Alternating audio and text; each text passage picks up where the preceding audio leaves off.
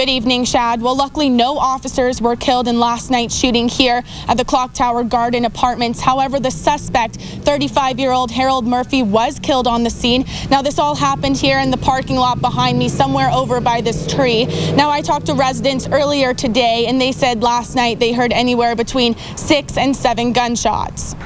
What started as a routine traffic stop turned into a deadly shooting Wednesday night. We had our cages rattled last night. This was a very disturbing and violent incident, and we are extremely thankful that our officers are safe and that they were able to keep the community safe.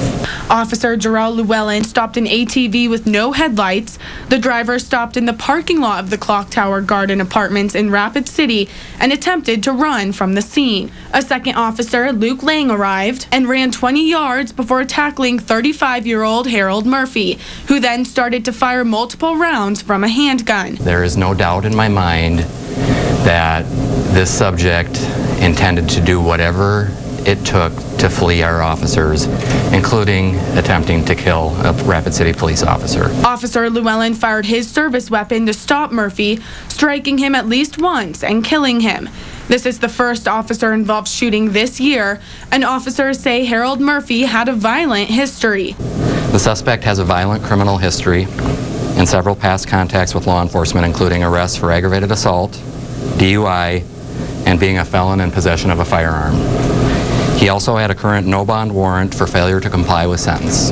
Officers just learned that Murphy had a warrant when he attempted to escape, not knowing his history at the time. I'm very thankful that we have a team of well-qualified officers that receive a high degree of training once they come on board with us. Something Carl Jageris has definitely paid off last night.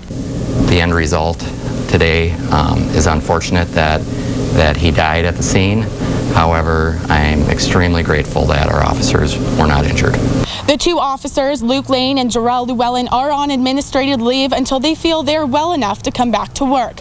Reporting in Rapid City, Stephanie Kayser, News Center 1.